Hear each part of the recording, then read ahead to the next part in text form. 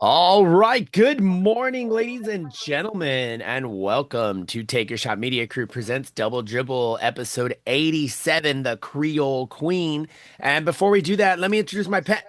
Oh, wait a minute. I got no panel today. It's a one-on-one fun little conversation between me and this amazing lady over here well, it looks like my left, but it's really my right. On my left over here, she's a general manager, she's a owner, she's actually a coach of the Arizona Fire as well, I believe, of the Arizona Ice, which we'll go over.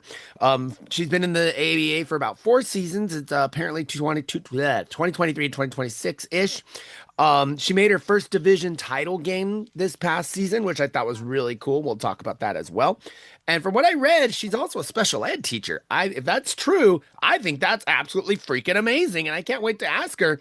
She's a good friend of mine. We've been together in the league for me about 3 years, I think, since I was with the Hounds for the first time in 2022. I'm really excited to bring her in. I know she's gonna have a good audience because she's a very respectful person. She's a smart person, but she holds her own. I'm talking about the Creole Queen, Antoinette Tonee Taylor, Mama Tonee, the Creole Queen. Hey, what's up? Hey, how you doing? I don't even know how to respond after that introduction. That was pretty amazing. It's all truth, my friend. It's all the truth. I say what I see and I see what I say, you know? So, from what I've learned, I believe you're out of Chandler, Arizona. Is that true? Or Yes, I okay. reside in Chandler, but my market is in the Phoenix metropolitan area. Okay, So we cool. play all over. Cool, cool. Um, so we'll just in a minute, we're gonna do a quick disclaimer just for the legalities and all that fun, boring stuff. The opinions of those given during the show are the opinions of myself, Tony, or anybody else who joins during the show, and Take Your Shot Media Crew is not responsible for anything that is said or anything that follows from what is said.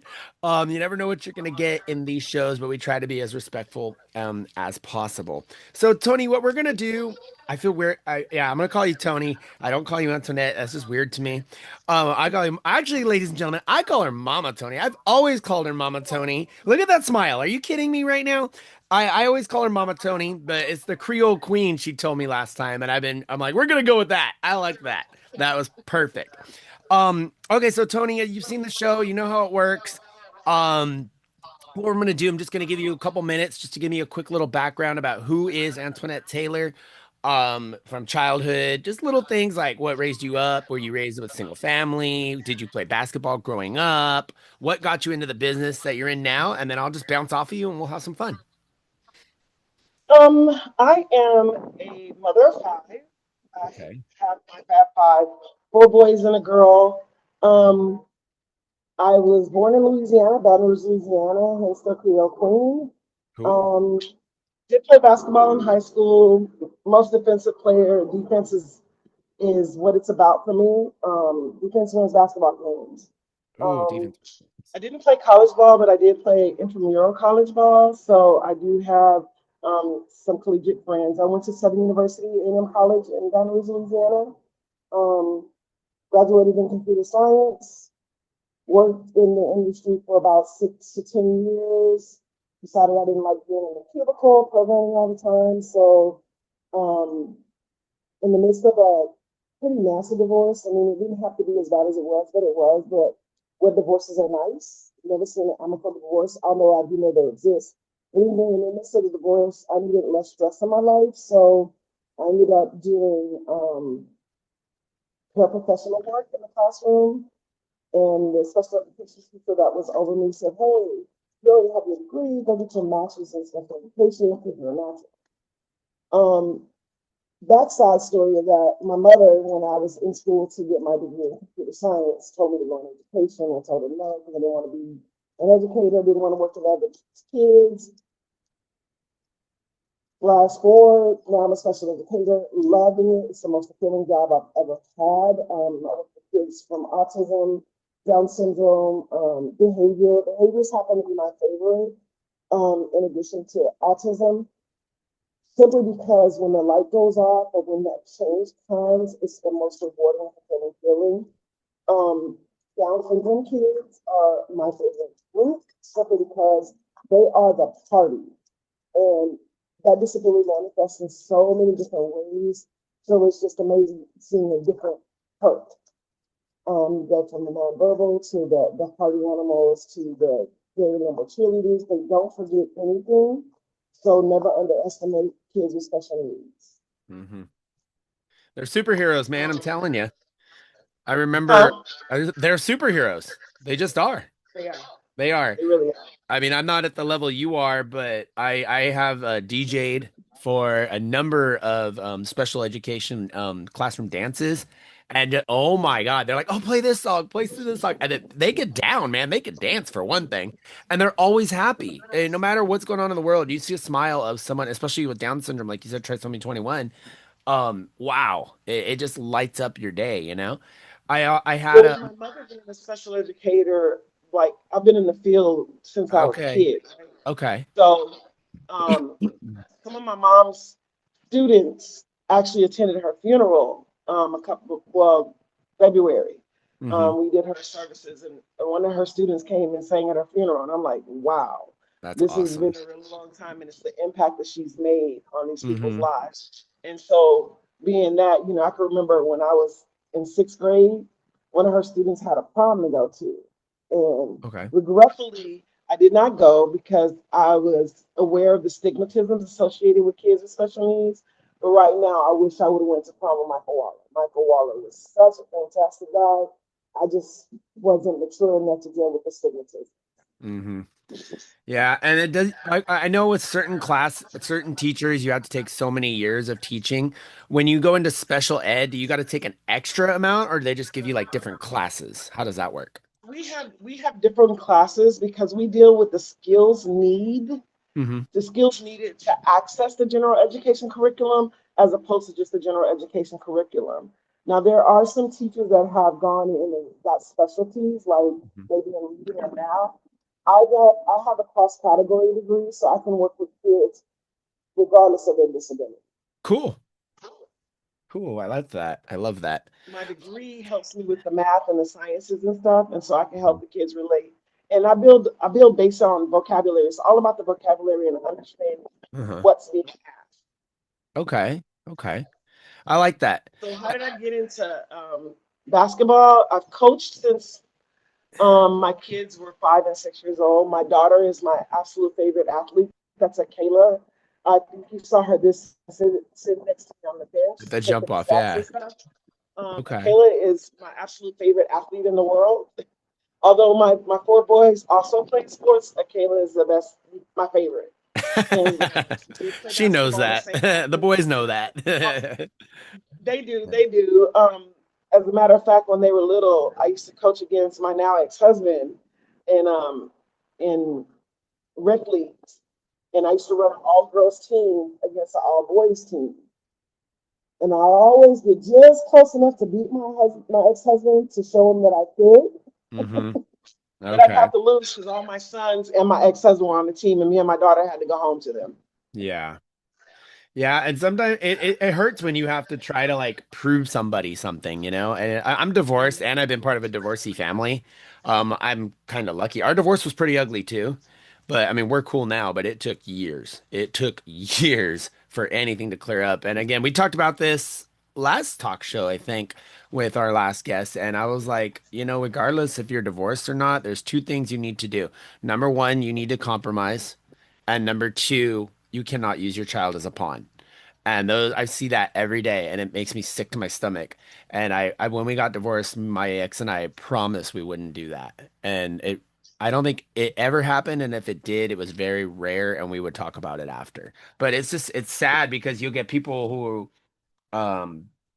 dads or moms that literally live like 5 minutes away and don't want to go see their kids. And that just breaks my heart, you know? Well, fortunately, I didn't have that situation. My Okay, ex-husband good. was very involved in my Okay. kid's life, but the communication between us was never in the best interest of the kids. And Okay. I'll take my responsibility in as well as we were basically trying to get our way, and it was because of anger. Yeah. When a marriage is supposed to be forever and it goes awry, you're angry for a little while. And today I always make a joke. I'm trying to figure out how I don't have to share my grandkids with this guy. I mean, it's always a pleasure seeing him, and he's remarried, so it's always a pleasure seeing Okay. them. and them interacting with my grandkids, but I get a little jealous. Of They're my course. Well, you're age. always going to be like that. There's things, well, a lot of families are like that. You know, their grandpa does certain things with them, their grandma does certain things with them. I know my family's like that, you know. And again, me and my ex-mother-in-law, we clashed for a long time. We're slowly getting to there where we can have like rando conversations. I sent her pictures of my son's swim pictures because she's out in Fresno. So I sent, and which is about 4 hours from where I'm at here in Norwalk, which is about 20 minutes from LA. So, but I'm like, okay, I'm gonna send her pictures. I'm gonna let her know, he has a play. Maybe I'll go live for her, stuff like that. But again, that took a long time as well. And if you Well, the if you could do best those thing two is things. the in-laws, Hmm. his brothers, his mother, his father. They still love me, still refer to Hmm. me as their daughter. But I have to remind him he has a new wife. You have to Hmm. embrace her as well. Show respect But with her, yeah. it's good to know that the love of family didn't just die because of the divorce. Because even my brother and my sister-in-law, they encounter my ex-husband and host them at the house and stuff. You know what I mean? Like, that's not your brother-in-law. So they don't listen to me because they know that it's just me just talking, Hmm. and that helps you get over the anger. Of course. Yeah. And like I said, it's all about, and when I say compromise, even with the in-laws, even with, the other family members, whatnot, I always tell it's funny because my ex's father was way older than her mother. So she has like a sister who's like 30 something years older than her. So, yeah, she had a daughter who's about my ex's age. She had a daughter. So technically, I had a granddaughter and a grandniece when I was married. Yeah, and I'm 41. And she's a sweetheart, like, and they live in Colorado. She's a sweetheart. She was actually here a couple months ago. We took her on the whole California weekly, and we took her. I stole her for a day. I call her my grandniece, and I'm like, look, I told her when I divorced your aunt, I didn't divorce you. You could always text me, and I made sure it was okay with my ex Ashley. I said, hey, is it cool if I talk to Emmy? Is it cool? And she's like, yeah, don't worry about it. So, but yeah, took her for a day. We went to Hollywood. Took her on the Hollywood tour, took her to the stars, let her go see the handprints, took her to Pink's, all the touristy crap, So, and she had a blast. And I took her to Hollywood, Lake Holly. If you ever get a chance and you're out here, go to Lake Hollywood Park. It's up in the hills, in the residential. But when you get there, the Hollywood sign's literally right behind you, and it's really, really cool. And it's Really? not too far from the city. It's really not. It's like a 15-minute drive. It's just hidden. That's all. It's called Lake Hollywood Park. So check that down, everybody. But yeah, it's really, really cool. If you come out this way again, let me know and I'll get you the information for it. But yeah, you don't divorce family, you guys. That's all I'm gonna say. So, I'm gonna backtrack a little bit, just real fast. You said mom was a special education teacher, which is awesome, also, which I see where you get it from. As a child, I mean, I know how friendly you are now. Were you still an extrovert back then, or were you more introverted? How were you back then? Wow, you think I'm an extrovert? I think you're very outgoing. You always talk to me. You always approach me. You always give me a hug. You always say hi. That's big. You smile. I mean, if you feel like you're not like that, then let me know. But from what I see, every time I see you, you're always doing something. Well, I'm definitely extroverted in public, Okay. because of my stature. Okay. I'm always going to stick out. People are always going to notice me. They're all going to see me. I've also noticed that people will come to me, total strangers, and tell me their life story, Mm-hmm. which sometimes is a little heavy to carry, but I appreciate the fact that they Mm-hmm. trusted me, Mm-hmm. because that's not anything that I'm going to go and spread or judge them on. Of Because my course. biggest thing is I don't judge because I don't want to be judged. Mm-hmm. Um, Simply because we all need somebody to believe in us. Mm-hmm. And if you're busy judging me, there's no way you can believe in me. Absolutely. No, So, absolutely. I'm the same way. We connect in that area. I've told the story on here a couple times. I've talked people out of suicide numerous times. I've talked people through divorces. I've talked through people being divorcees. I was a youth instructor for a long time at my church, so I've heard things, seen things. I worked at a school. I worked in the school system for about 8 years, after school programs. And I had a 12-year-old get kicked out of her house because she was Latina and she was a lesbian, and her mom kicked her out. So, and she came out to me with this, and I'm like, well, I have to say something. I can't just let this go, you know? So, but they were able to help her out in that area, and I guess the family reconnected or something. But, those diehard Catholic families, they don't mess around, you know? And I felt No. really bad for her. She was such a sweetheart as she was just scared and confused and things like that. And I accept all. I'm a Christian, but I accept all. I'm a realist. I'm a Christian, but I'm a realist. Like, I'm like, I know there's lesbians, I know there's gays, I know there's reds, there's red side, blue side. I don't get political on the show ever. Um, but I accept all. I have a friend, I have friend who's a diehard Trumpy, and I have a friend who like can't stand Trump, like I got it all, man, and I respect them all because they're entitled to their opinions, they're entitled to believe what they want to believe, as long as it's Well, I'm not gonna tell you affecting my me or my son, upbringing with my mother Mm-hmm. being a special educator. Number one, number two, being a devout Catholic, Mm-hmm. and number three, just being a Gemini. Mm-hmm. It was quite a combination, and we never really had a close relationship while I was growing up Really? Okay. because I was very independent, and my mother Okay. was one that needed to be needed, and Okay. I didn't understand that as a kid. When I had my oldest son, Ontario, who I call my celebrity son because he's a stand-up comedian and Oh, he's cool. been in a movie. He's just like living his best life. Cool. Yeah, stop bragging about my celebrity son, right? Your mama, But go for it. Do it. when I That's, when I when I had him, I was in college, and my thought was my child, my responsibility. hmm I had no clue that the family tradition was the child stays with the grandparent till school age, and I was like, I've never heard that. Okay, no. cool. Well, I mean, when I think about it, we stayed with my mother's adopted parents because her parents died hmm when she was a little kid, and Okay. so her guardians raised us until we were school age. Okay. So, Interesting. that was in Rain, Louisiana. My Uncle Bo and my Nan Gracie, who raised my mother, took care of us until we were school age. And when we went to school, that's when we went and joined my mother in Houston. And, you know, that's where school started. And when I got to high school, I went to go live with my father, um, who was, I mean, I'm jumping all over because I have ADD. So You're that's how totally I good. You're on feel. the right Sorry. show, my friend. You are on the right show. We go from So a lot of everything my to friends were like, anything. wait a minute, what are we talking about No, now? you know me better than that. You're good. Keep going. You're good. You're good.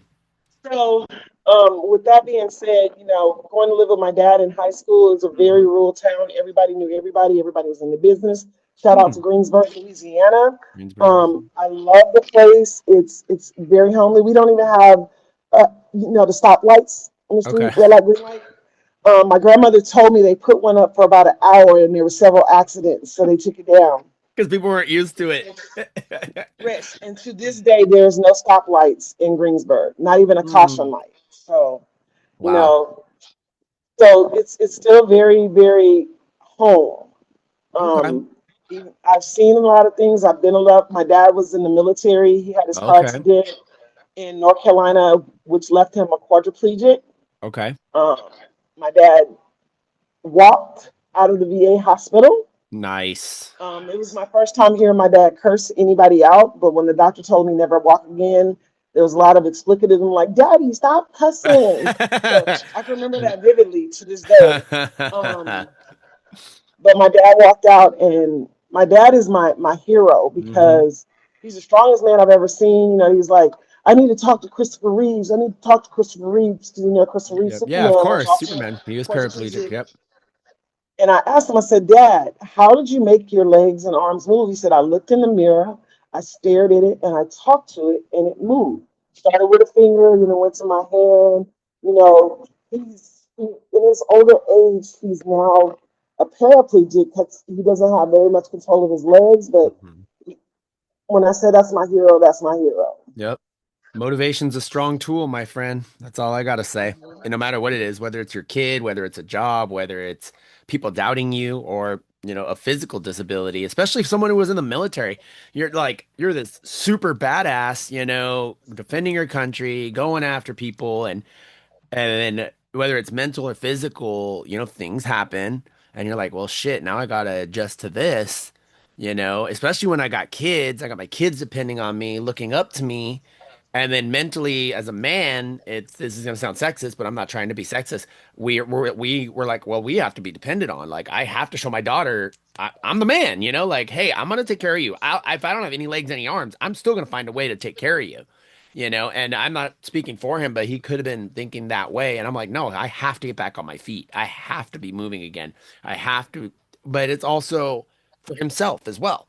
Like I said, mental game is huge on this show and just in life in general. I know too many people that have succumbed to mental illness, unfortunately, from a physical injury, from a family tragedy, anything like that. And that's why it's like, go get help if you can. Like you said, he went to the VA, not exactly known for being the friendliest, but you said he walked out, and that's freaking awesome. So shout out to Pops, man. That's awesome. Yeah, So, and when I say he's the strongest person, like to this day, the other day I got a lecture from him. Like I haven't been lectured by my dad since I was 16. that's I am the hilarious. middle of three siblings, and Okay, so middle child right here. I got you. yeah, we're a little special. You already know.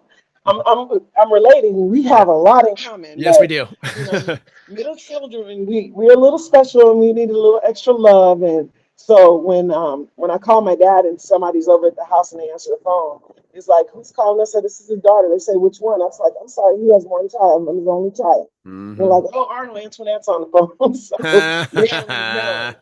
Antoinette, the only child, and I tell him to this day, I'm his only child. Why you talking about my sister? I don't have a sister. Ah. I'll never say I don't have a brother because it's only one boy, right? And he's the Uh-huh. oldest. And my brother was pretty amazing to us too, because I remember when we were growing up, um, when he got his first job at Hmm. 16, my mother no longer had to give us allowance. My allowance came from my brother Oh, wow. Okay. because my mom and dad were separated when we were kids, and so we used to call him Daddy Mo. Okay. And I remember when Daddy Mo met Monique, my sister-in-law, who's one of my best friends. Um, Christmas gifts got really good. There you They go. went from a soap bar or a gift basket to like jewelry and rings and real money. And I'm like, wow. Heck So, yeah. Monique has been the favorite sister-in-law, the only There sister-in-law you for go. That's but hilarious. it's just I had a really wonderful upbringing. I remember my mom passed away in December, I'm and I sorry. remember her Hmm. sitting down talking to me. Boo, if I could have done things differently, I would have done things differently. And I cut her off. I was like, Mom, we're fine. Yeah. You did an amazing job. We had a good life. We had vacations. We did things. We have memories. So I don't regret anything in my upbringing. Um, I had both my mom and my dad in my life, even if they Hmm. weren't in the same household. Hmm. And I got the best of my mom towards the end of her life. Hmm. If I ever wondered if my mom loved me, I knew for a fact before she left me that Yeah. she loved me.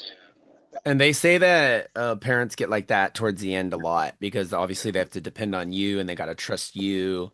And I know like my mom and my grandfather were like this, but my mom and my grandmother were like this. So I know when my grandmother had Alzheimer's. So, and my Oh, mom she had would, dementia, okay. So you know what's up. and so we Yeah. had we had standoffs. Like Okay. she wanted to I, walk into moving traffic oh, to go sit in the okay. median because she likes Mhm. sitting outside, and I'm like, Mom, Mm. that's not safe. Yeah. And yeah, it was interesting, but for the most part, my goal for my mom was making her last days her happiest Of days, course. and I can honestly say that she was happy when she left us. Awesome. Awesome. Well, she raised a good one because you saw her, you took care of her. That it goes a long way, and it sounds so Disney, but it's the circle of life. It is what it is. I have a tattoo. It says I talked about this on the last show. It says God has his reasons, and I have a smile now, cry later. From things that I went through. Like I said, I was a divorcee child. I was also a divorcee. Plus, my mom was a Mhm. pediatric or is a pediatric RN of over 40 years. So Yes. I've seen a lot of young people die, unfortunately. So that and yeah. So and then I don't have any living grandparents right now, unfortunately. So I the whole Alzheimer's things, like I said, and I thought my grandpa was Superman. Like I have a picture of my grandfather pushing my son when he was a baby on his little walker. It was super cute. It looked like a little roller coaster because the way that it was set up, the little bar across the top, and Lewis is holding it like this. Oh, it was so freaking cute. But yeah, my grandpa lived to his, I want to say early to mid 90s, but that dude took me to a water park when he was 75. He water skied till he was 80. Like this dude was die hard, man. My grandpa was, if you go back on my Instagrams or my Facebook, you will see so much stuff. He was amazing to me. He was my hero. He was like one of my best friends. And he lived out in Arizona, actually. They lived out in Glendale. So we would Oh, go, really? Okay. yeah, they were in Glendale about 10 minutes, 50, like from where the Padres play in Peoria. They're like right in that border area right there. So we'd go out there a lot. We go out there a lot. And my mom taking care of well, both of them because my grandpa died first. So she would go out every month from here in California and go out there, take the train, stay out there for about a week, get them settled, take care of them. And then the neighbors would keep an eye on them. So she'd come back and work and stuff like that. And then same thing for my grandmother. So, but we would go out there like 2 or 3 times, maybe 4 times a year. It was not in July. Not I made that mistake once, never did that again. Yeah, I can't. Well, I'm a California boy, Mama. Mama Tony, you know that. I know I made that mistake when I was 12. I'm like, I'm gonna go visit Grandpa and Grandma. Blah blah blah blah. It was July 17th. I'll never forget it. I made the mistake of That's my visit. dad's birthday. How funny! How funny! I made the mistake of they had this park across the street. I still remember, and I'm 41 now. And I went to this park. I must have been like, because I flew in the plane by myself, so I must have been 13 or 14.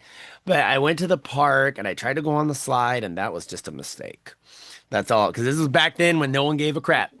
And that thing was Yes, fire. yes. Oh my God. I'm so excited. Put some ice on it. Go sit down. No, you're good. Oh my God. It was crazy. You made So, me think about my grandpa. My grandpa, when we were little, he had his leg amputated, okay. his right leg amputated. So he Uh-huh. drove his truck with his left leg. Interesting. Okay. And he'd make us stand up and hold the dashboard while he drove. Oh my So, God. no, they didn't care. No, they No didn't. seat belts, no car seats, no nothing. We're standing up while grandpa's driving on these Huh? rural roads. Oh my God. And, I lost him. But when I was in high school in Louisiana, they would call my grandpa Monkey because he was very tall and his arms were really long. And I Okay. used to get mad and want to fight him. Stop calling my grandpa Monkey, but that was his Yeah. nickname. Okay. And then they would tell me he was so mean he can bite an apple with no teeth.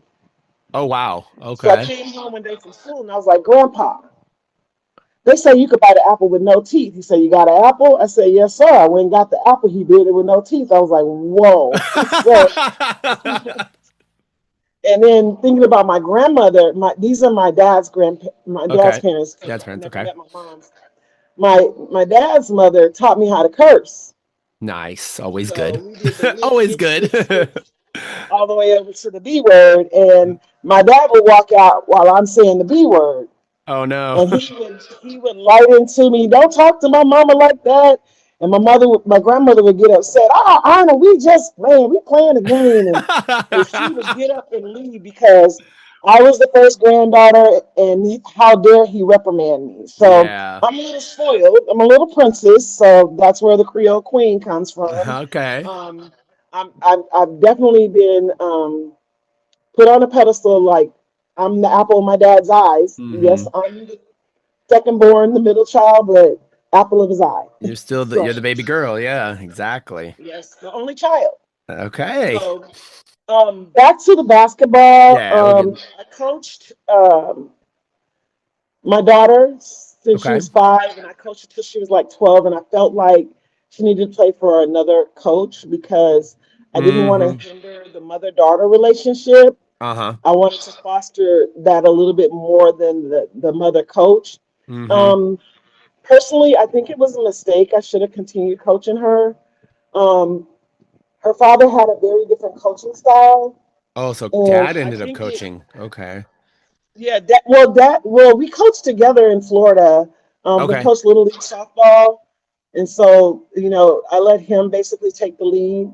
But when I started coaching basketball, I had a competitive club Okay. team dropped in my lap because the gentleman moved back to Philly where he was from. So he gave me the club.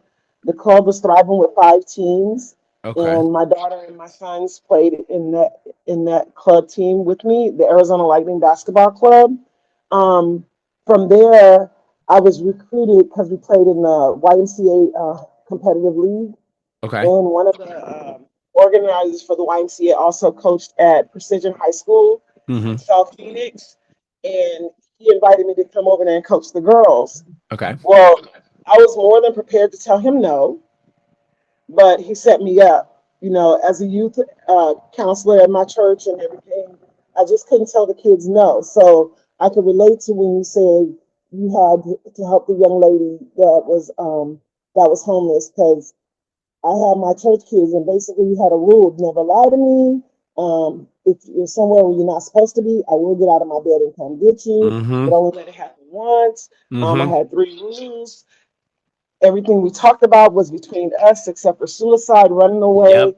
or a situation, or being pregnant, especially Yeah. for the young ladies. You know, these Yep. were things that we were going to sit down and talk to your mom about. Uh-huh. Anything else, I kept between us. And Yeah. so that worked out really, really well. I still have some of those young ladies right now. I used to be Mm-hmm. cooking in the kitchen with Miss Tonee. They called me Miss Tonee, not Tony. They Tonee called me with the Miss accent. Tonee with Tonee. the accent, yes. So cooking in the kitchen with Miss Tonee. I have them still messaging me. I still make your etouffee, Miss Tonee. I made it for my husband. That's I'm like, awesome. what? That's So awesome.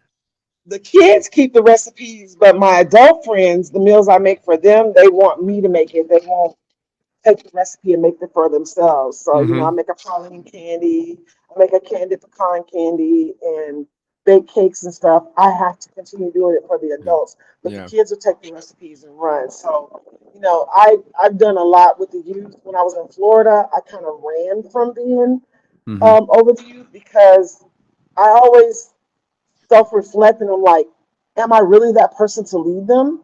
You know, I didn't want to be in that position to always be watched, but all my life I've always been watched anyway. Mm-hmm. So I just embraced it when I came to Arizona. I got to Precision High School. I didn't get the cream of the crop basketball players, so I had to make do with what I had. Mm-hmm. So I ended up with girls that had never played basketball. I ended up with girls that had really bad attitudes. Ended up with some girls that had really good work ethic. So you have to take all those girls and make them a team.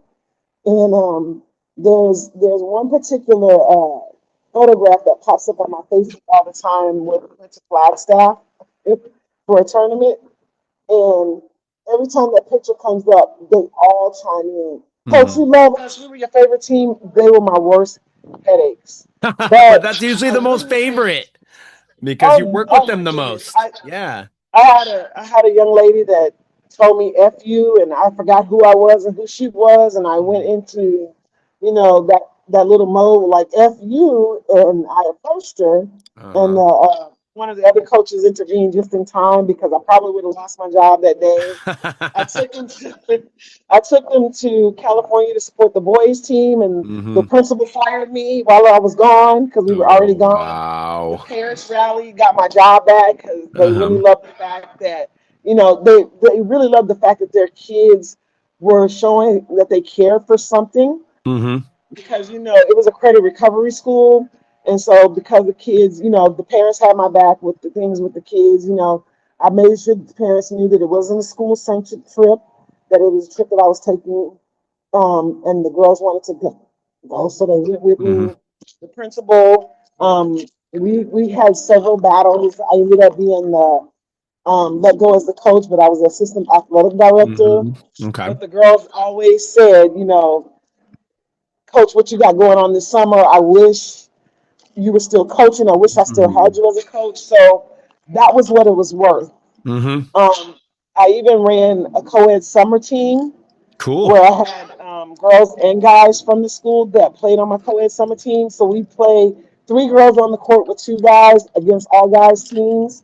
And I remember one game we played against a team and we were down 20 at halftime because the boys weren't sharing the ball with the girls. The girls were working hard and they Mm-hmm. weren't getting chance. and I coached. I had a guy named Michael Craig, and Michael Craig is a legend. He's played overseas several years. He's just an amazing athlete, and I'm name dropping because some pretty amazing guys went through Precision. Michael Craig, Michael Purdy, Ricky Calvin. Ricky Calvin, God rest his soul. We lost him and he was younger, but he's 6'8" guy, just an amazing person, Hmm. and it just who knows where he would have went. You know, Michael Purdy played for N One, is in a movie, played George Gervin in the movie. So, just some amazing guys. Um, Michael Purdy never played for me, but Michael Craig did. They're brothers.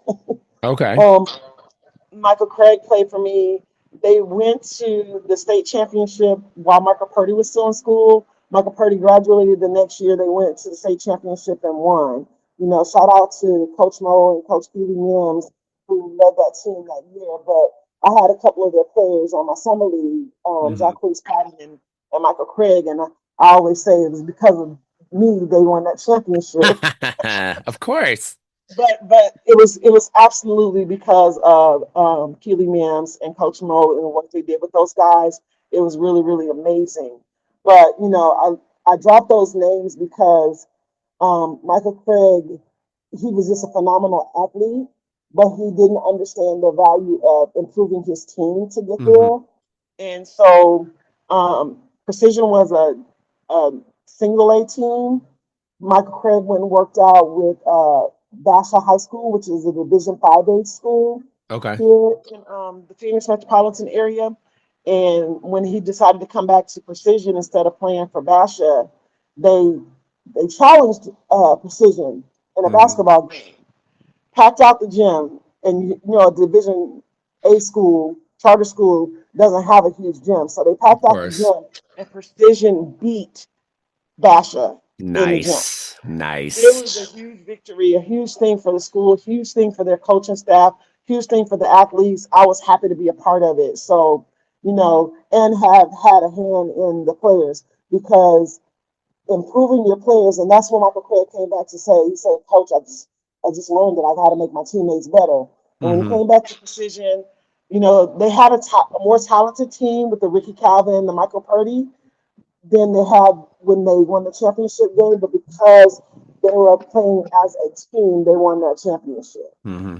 Um, so getting called from a rec league or a competitive rec league to coach at that high school is a huge, tremendous shot. I came to the ABA by way of working with a former. Um, I was helping him build his women's program. Well, that situation ended in a very nasty way, but I decided I wanted to make a program to try to make it right by those females that didn't get an opportunity to play because we were like in the gym for over a year with no games, no league. And when we finally got the league, that was the first time I was introduced to WABA. But I was served as his statistician on the ABA teams. And that's how I met owners like Dom and Dr. J, Jate in Tucson, and we established a relationship as a statistician, table worker, and Hmm. players and coaches. And so I still enjoy watching those guys play. Doc has pretty much walked away from playing, but he'll highlight with some of those players when they come in and do their little cameos. I'm like, hey. Remember So me? that's how I got the Mama T. That's how Dom started calling me Mama T because Hmm. they talk smack to the table because that's what guys do, right? And I'm like, hold on, I'll take off my belt. Don't play with me. So, Right? Don't you let me throw know, my shoe. that's I kind of like got you. how the personality and the relationship Yep. started right there. So I have a lot of respect from those guys, Al, all of them. So when I started my team, I had a little adversity coming in, and I still face adversity today with my team. I've had to rebuild this year, and we struggled a lot this season just trying to get the guys to buy into the program. I had a returning player come back who knew my system, knew my program, and was locked in. And with him, a couple of other players came, and that was the real catalyst to turning my team around with the core players that I had. And turned around and made that run for the division championship. And it Mm-hmm. was a huge honor to be there because nobody ever thought I'd make it there. And Mm-hmm. so I love being the underdog, and I love underdog players. Like, I was trying to give coaches opportunities to come in. I'm waiting on my daughter to take the realm. I thought she was going to make the debut when we came to play Al and you were there. I thought she was going to make her Okay. debut, but, something happened and she was like, no, mom, you're going to coach. And I'm like, what? You're like, So all I right, was ready to take fine. stats. So, one day she'll take the helm because I really built this for her. Mm-hmm. Both women and team. It was supposed to be Arizona Ice, Uh-huh. men and women. We're all supposed to be that oxymoron, Arizona Ice. Um, and I got that from one of my coaches that I had with Arizona Lightning Basketball Club, Coach Contrell. Uh-huh. And while me and Coach Control were talking, he was like, "Yeah, that would be awesome." And I was like, "Okay, Arizona Ice." And so I was working with one of the players from our inaugural season, and we talked about fire and ice, and that's how the men became the fire Makes and the women became sense. Okay. but what's so crazy right now, I got the men like, we need the ISIS colors. We need the ISIS colors. That Colorado, that blue is so beautiful. That blue is so beautiful. And I was like, yeah, it's nice, but that's the women's colors. Yep. So, It is a pretty and I cool thought logo, about by the it. way. Yeah. Oh, thank you. I thought about doing just converting all the team over to the ice, but then that'll let Floyd win. You know what I'm saying? Yeah. Floyd came into Arizona as the Arizona Flames. We had a Yeah. little beef about that. We talked about it, but I respect Floyd a lot as an owner because he came into Phoenix doing a lot of the right things From on building Chicago. culture. Yeah. We interviewed him years ago. Yeah. No, Yeah. So, I love that you can have a fallout and still be able to converse. I like that. I respect that. what's about building the ABA in Phoenix? We've had some owners that didn't do some things the right way. We've had some owners that left the league, and so Phoenix metropolitan area is a tough area for the ABA, and it's because we've had so many teams go through, Mm-hmm. and all a player needs to do is have one bad experience with an owner or a team, and they Mm-hmm. don't want to come back in it or they don't believe in it. Yeah. I've lost some really good players that I loved and I valued a lot. I want to give a shout out to Grant Park because most of my first team came through Grant Park. A lot of Okay. the pickup basketball players that were there. Rolando Rhymes over at Grant Park. They're doing a lot of amazing things over there. I don't do as much with Grant Park right now, but that's where my team started. That's where my men's Mm-hmm. team started. So Cool. I gotta give love and shout out to them. Because a lot of times when you've been in a league or a business and building a brand, as you grow up, you forget the people that helped you along the way or that Mm-hmm. believed in you. Rolando Rhymes is an all-star player, a McDonald player. I can't exactly remember Oh, what all the American. Yeah. All American. Yeah. yeah, All American. And, he even played in a game with us against Al. So, Okay. just he has his jersey's retired. We won't put anybody else in his number. That's But, cool. it was just the fact that, his family, who's really, really big in that community, just embraced me. Mm-hmm. And I'm not a Phoenix native. And to be a transplant to the area and be embraced by some of these families is just an amazing experience to me. So I'm gonna continue building and trying to develop the league and get players. I'm more family oriented. My philosophy and my style is I like to develop the whole player. Mm-hmm. The unfortunate thing is dealing with adults. They've got their nuances. They've developed their mindsets, and it's hard to help them change and facilitate. Yeah. And a lot of them don't want the whole player type philosophy. I just want to hoop. No, you, Yeah. you really can't hoop until you're your best self. That's when you're Mm-hmm. gonna get it. They have goals and aspirations to play overseas and do these things, but there's some work that you have to do as an individual before you can get there. And a lot of it is you have to let go of the childhood damage that some coaches have done, um, where you felt like you didn't get the playing time or you didn't get the recognition that you should. And I'm going to give you those accolades, but sometimes I have to break you down and get there. Mm-hmm. And a lot of players, they don't stay for the rebuild. Yep. They leave the breaking. Because Mm. I'll never break a player that I won't rebuild. If I'm talking to you, if I'm fussing at you, if I'm yelling at you, I Because still you believe believe you. in them. Yep. Yes, it's when I I'm hear you. not talking to you and I'm ignoring you that you need to get concerned. So Exactly. Or you're quiet. Yep. No, I'm the same way. yeah, I hear you in that area. Once again, you guys are watching Take Your Shot Media Crew presents Double Dribble episode 87, the Creole Queen with Mama Tony, Tony Taylor out of, right now you're in Chandler. You said Chandler, Arizona. Team is in Phoenix, Arizona, the Arizona Fire and the Arizona Ice. And now I understand it. I used to wonder because the Fire, I was like, oh, cool logo. I get it. You know, Arizona hot. I get it. The Ice thing always threw me off for the last like 4 years. And I'm like, what is the whole ice thing? And now it makes sense. So thank you so much for that. We're about 45 minutes into the show. Again, we are sponsored by E1 Connect Marketing. Thank you to Donovan Hilton for your sponsorship. He helps us keep these shows going. He helps me get to my events when I'm doing baseball, when I'm doing basketball, when I'm doing all that stuff. So I appreciate him. Cool. So just a quick recap. If you guys are just getting in, it's been a lot, and it's so funny. You're like, oh, we'll talk 15 minutes. Yeah, no. I know you better than that. I think you know me better than that. That just didn't happen. So again, we're talking with Antoinette, Tony Taylor, Tonee Taylor, Mama Tony, Creole Queen, whatever the hell you want to call her. Looks like roll of dollars. there That's you my biker name. I ride dollars. motorcycles too. Oh my God, we got to get into that too. Okay, looks like my panelist is actually here. I know he had something going on. You've probably seen him before at the Guy Levy games. He's one of the main statisticians there. Drew Sanchez. He should be coming on in a little bit. But anywho, fourth season in the ABA, made the division title game against Vegas this year.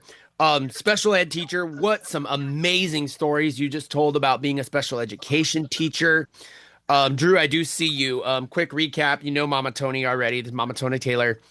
Yeah. She's out of Chandler, Arizona. Team is out of Phoenix, Arizona. 4 years in the ABA, made the playoffs this year, made the division title this year. She's out of Louisiana, actually, which is pretty cool. By way of, then she went through Houston, Florida, and then now in Arizona, correct? Am I right? Okay, cool. Yes. She was just talking about how she's family orientated with the team, which I've already told you about. You already know that. Yep. Um, Also, she's a special education teacher. Just talked about how they're like superheroes. Dad's a military guy. Became a quadriplegic, correct? Became a Yes. quadriplegic when she was younger.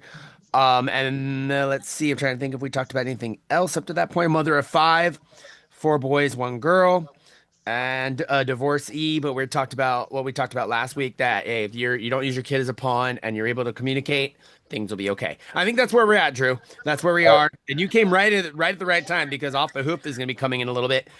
With all that background I just gave you, and with all the background you know about the Arizona Fire and the Arizona Ice, what do you want to ask Mama Tony?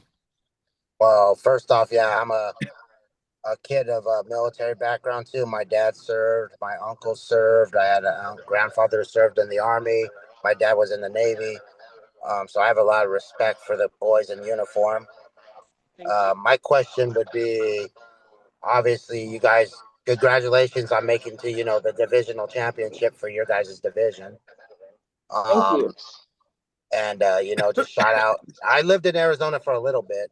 I was in Tucson though. I think you guys are out of the Phoenix area. 2 hours away or Yes. so. Yeah. So I mean, just as a question, it's like you've been in the league now. You said like this is 4 years for 4 years. you. So over the 4 years time, what have you seen personally of the expansion of the league itself and how it's run like direction wise? Is there anything you think you would tweak or change up in the league if you could? Well, that's a good question. The in the league, and I've talked to this with the regional chair. The biggest thing I would like to see is I would like the officials, especially in the Phoenix market, to reflect the players on the court because sometimes I feel like it's a policing issue because some of the referees come in and they have Mm-hmm. personal issues, Yeah. and when they have personal issues and it comes across on the players, it looks like more of a policing issue. 90% of the men in the league are of color, but our officials in the Arizona market are not. Yeah. Really? Okay. Yes. Wow. That's one thing that I'm on my soapbox about it. And then, sometimes we get officials that have never seen the ABA special rules, and the Oh ABA special We had rules that, is Drew, for remember a couple extreme. times with the God, Suns. I had the yeah, because I do the stats. I'm actually in the process right now of having developing. I'm in the works of having a program that is strictly. I use a program already to put in the stats, but obviously because of the weird rules of the 3D and everything else Hmm. like that. So what I'm doing is I'm developing with a guy who creates apps to create an app that strictly only does ABA stuff, so that you could Mhm. actually institute the 3D into it. That would be So we're cool. so we're gonna have that as a stats program, and that would be great for the whole league to have. It's kind of my thing. And rest in peace to Matty D. He was the guy that was doing the stats For the Suns last year. last year, and he unfortunately passed away before this year started. So it was a dream of both me and his to do that. But yeah, we've had officials that literally like, what the heck is a 3D? What the heck is that? Hmm. And so we've had to Uh-oh. explain it. Every time Ricky and them get on the air, they will literally say, "Oh, I didn't we're hear gonna you. here it is. We're Oh, gonna tell say it, you." Drew, just slow down. She cut off for a second. Go back. Right after you said Maddie D, she cut out. Okay, yeah. We were So talking about Maddie D. Matty D. So I'm like I said, so we would have officials that don't know the rules. And so every game we would either Ricky, before he goes on the air, he'd be like, "Okay, Hang on. we're gonna talk to you about the 3D." And they'll be like, "Well, what Drew's here or so and so's here to kind of inform you what's the 3D, and we would do Mhm. something like We that. try. Exactly. So I And think, I would try to announce it over my games too. Yeah. yeah. It makes a difference for people who don't understand the game. It really does. No, and then I'm trying to institute and tell you is like, yeah, there are players there and there are officials that take a personal vendetta towards a certain Hmm. player, a certain team, That's and not it okay. becomes more political driven. We've seen favoritism towards some officials that will give other teams more calls over the other team on a Hmm. foul or a traveling call or whatever. And we're like, that needs to be cleaned up because I'm doing stats. I might be employed for one team doing stats. However, I'm neutral when it comes. I'm going to give a person a rebound when he does it. I'm going to give him an assist Hmm. if he did it correctly. I'm not gonna fudge the numbers up, so to speak.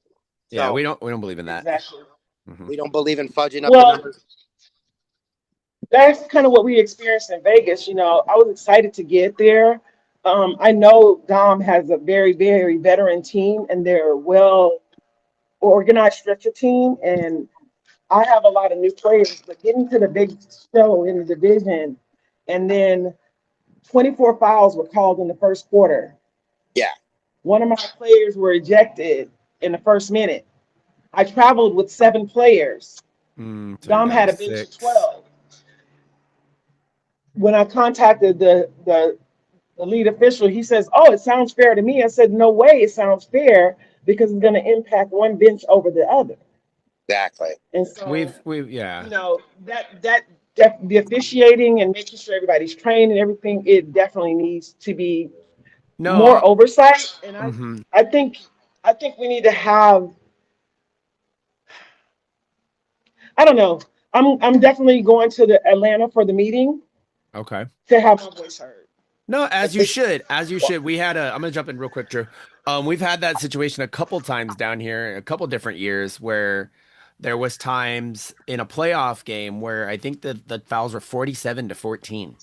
47 to 14. And we do have some of the Vegas Royals on here, just so you know, ownership as well. Hey, So they wanted to chime in, all respectfully.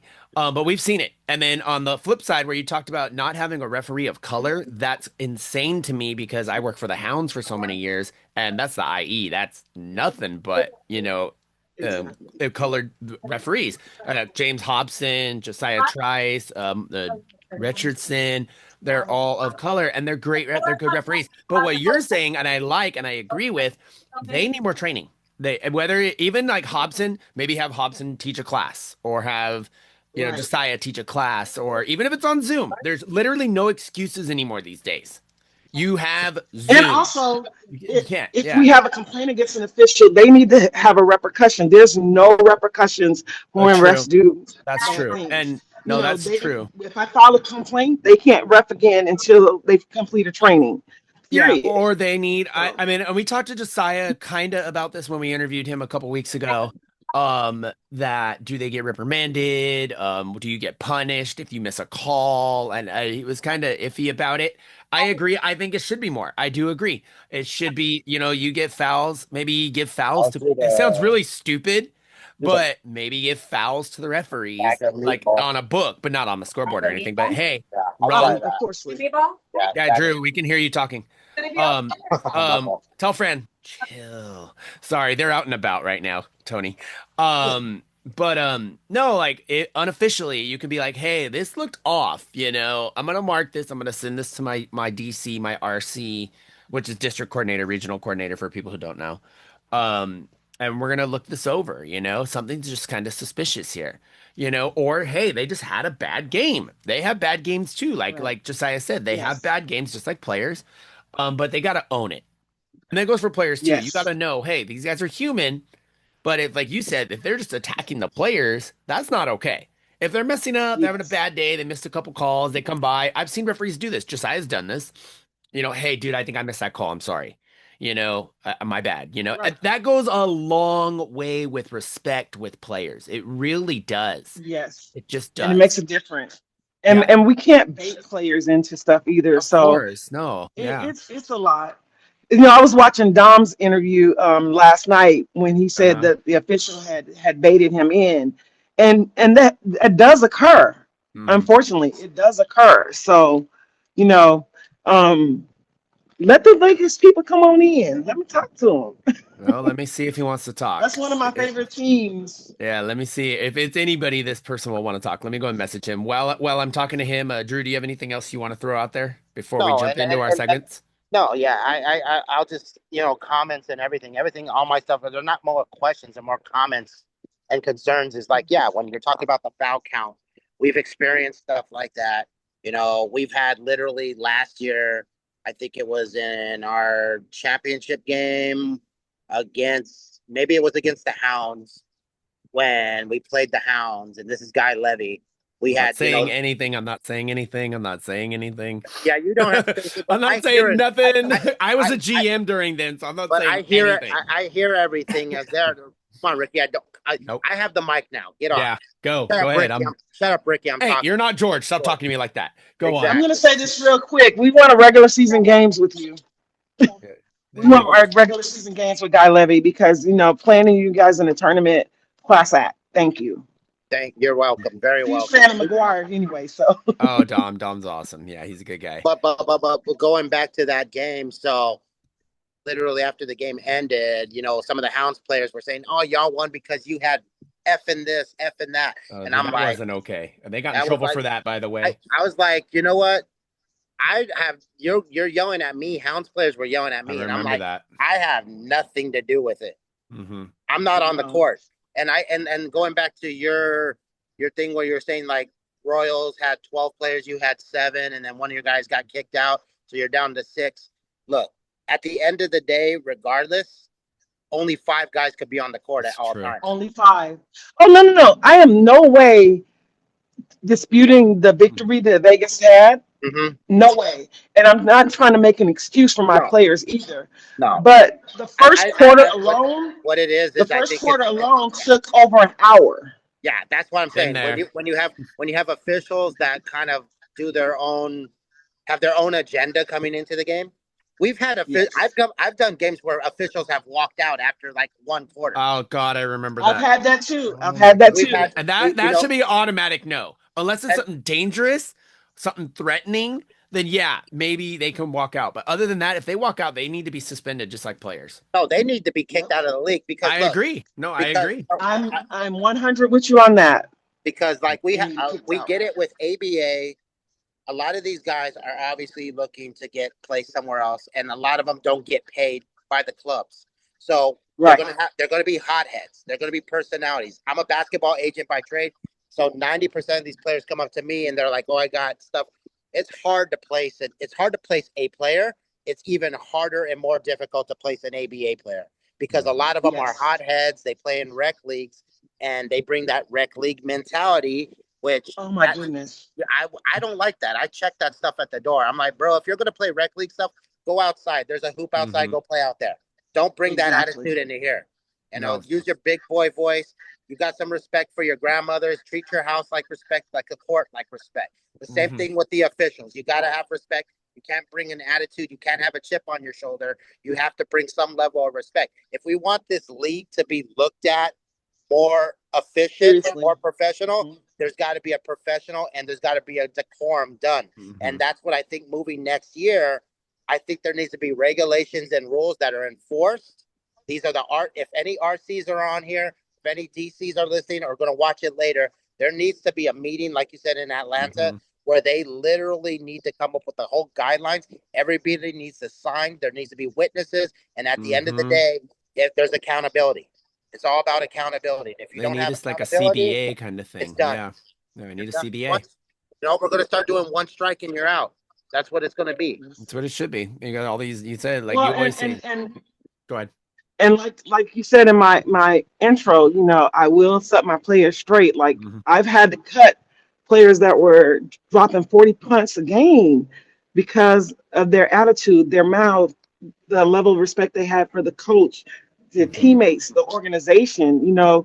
We're building a brand. You want this opportunity. I can't bring people in to Mm-hmm. see you or look at you or market you, and I don't know Uh-huh. what's going to come out of your mouth. Thank you. That's what I So said 2 years ago with the Hounds. Oh my Back. God, So yes. my biggest thing is I'm gonna get the video of the games because a lot of owners don't video the games. Mm-hmm. I'm gonna get the video. I'm gonna get the stats. I'm gonna do all these things. I'm putting these things into place and spending the extra money to do it. I'm not benefiting from that. This is Mm-hmm. from you for you. Like I've been trying to walk away from coaching and allow somebody else to coach my team, but my players don't perform for other people the way they perform for me.